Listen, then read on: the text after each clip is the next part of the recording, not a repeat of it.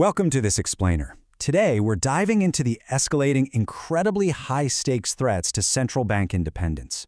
We're basing this entirely on a fascinating recent analysis from the Brookings Institution. According to their research, threats to the Federal Reserve's independence have spiked to levels we literally haven't seen since the famous Fed Treasury Accord of 1951. Now, just for some quick historical context, that 1951 accord was an absolute game-changer. It formally freed the Federal Reserve from having to just blindly peg interest rates low to support the government's World War II debt. It essentially gave birth to the modern independent central bank as we know it. But today, well, that foundational independence is under serious pressure. To kick things off, I want you to ask yourself, why does it actually matter if a politician demands lower interest rates? I mean, on the surface, lower interest rates sound amazing, right? Cheaper mortgages, easier car loans, businesses can borrow for less. But what actually happens behind the scenes when the very people who need your vote are also the ones controlling the money supply? Let's find out. All right, let's jump right into Section 1. What exactly is Fed independence?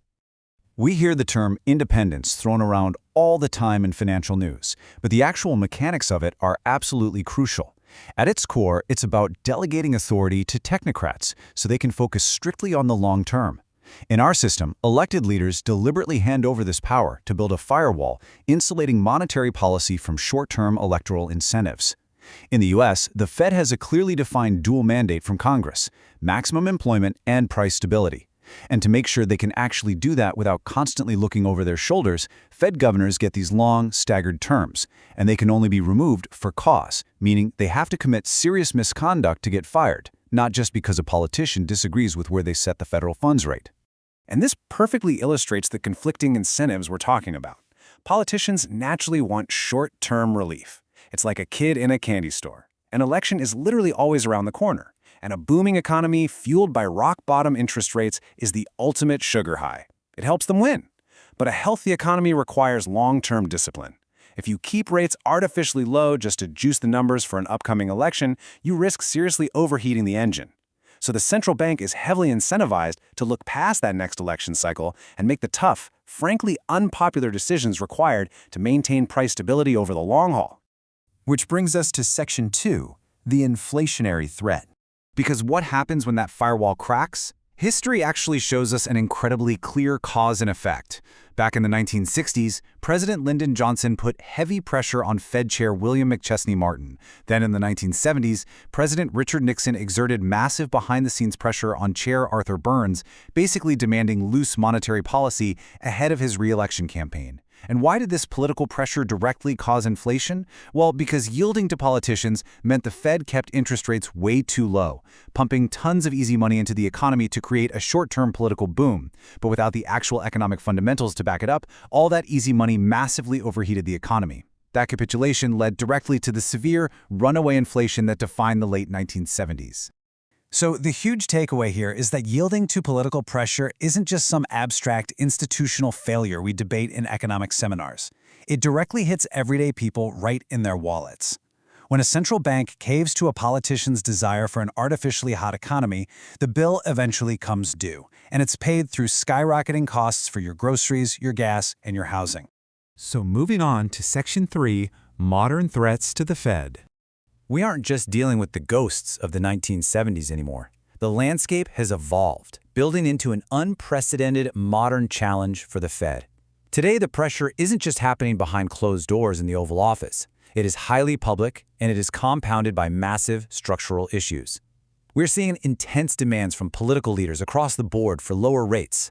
There's a rising populist distrust of technocratic institutions globally. On top of that, record-high public debt is making governments absolutely desperate for lower borrowing costs. Add in adverse global supply shocks, think pandemics, geopolitical conflicts, plus a reversal of globalization with new tariffs that inherently drive up costs. Honestly, it's a perfect storm. And here is the profound, kind of wild paradox the Brookings analysis points out. As inflation rises due to things like global supply chain breakdowns or new trade tariffs, things entirely outside the Federal Reserve's control, politicians are actually more tempted to attack the institution. The worse things get due to outside shocks, the stronger the political incentive becomes to demand quick fixes and just assign all the blame to the central bank. It's incredibly ironic, right? Let's look back to see how we move forward in Section 4, Lessons from Past Chairs. To survive this kind of intense modern pressure, the Brookings analysis outlines how legendary Fed chairs defended their turf during past crises. And what they show us is that surviving doesn't mean just being a stubborn brick wall. It actually means being adaptable. In 1982, with unemployment devastatingly high, Paul Volcker showed incredible flexibility by adapting his strict monetary targets when the facts on the ground shifted. In the 90s, Alan Greenspan shifted his whole outlook to accommodate the unexpected productivity surge of the tech boom instead of prematurely hiking rates. And in 2008, Ben Bernanke used unprecedented transparency and immediately pivoted to supply vital liquidity to a totally freezing financial system. What this tells us is that policymakers need far more than just mathematical models. I mean, models are great, but they are simplifications. What a central bank truly needs is a narrative, a disciplined, coherent story about what is actually driving the economy.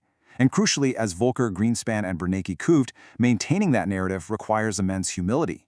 You have to be perfectly willing to say, okay, the data changed, so we are revising our story.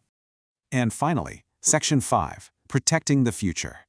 So how do today's central banks, like the Fed led by Jay Powell right now, protect their future in this hyper-politicized environment? According to Brookings, the defense of central bank independence rests on three main pillars. First is focus.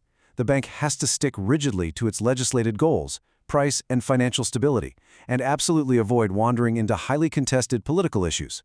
Second is success. Undeniable competence is your best shield, and if you make a mistake, owning it with a candid, transparent analysis actually builds credibility. Third is communication. The bank must continually, honestly explain its logic to the markets, the public, and most importantly, the legislators who actually hold the power to change the bank's charter. You can actually see Jay Powell walking this tightrope masterfully right now. We currently have an unsustainable national debt, which is a fiscal issue, not a monetary one. Powell frequently steps up to warn that this debt threatens to crowd out private investment and limit the government's ability to fight future recessions. But notice what he doesn't do. He completely refuses to prescribe specific tax or spending policies to fix it. He fiercely protects the Fed's independence by refusing to cross that line into the politician's territory. At the end of the day, legal protections alone simply aren't enough to save a central bank from a determined political movement. As Paul Volcker so perfectly put it, independence isn't a permanent legal shield. It is a vital asset that must be earned and re-earned every single day through unquestioned integrity, non-conflicted judgment, and the sheer will to act when things get incredibly tough. Which leaves us with one final urgent thought to take away from this explainer. As global supply shocks continue to hit us, as national debts swell to record highs, and as the political temperature just keeps rising, when the next massive economic crisis hits, will our modern institutions have that same unwavering will to stand their ground? Thanks so much for joining me on this deep dive, everyone. I hope this look at the data really helped clarify the incredibly high stakes of central bank independence.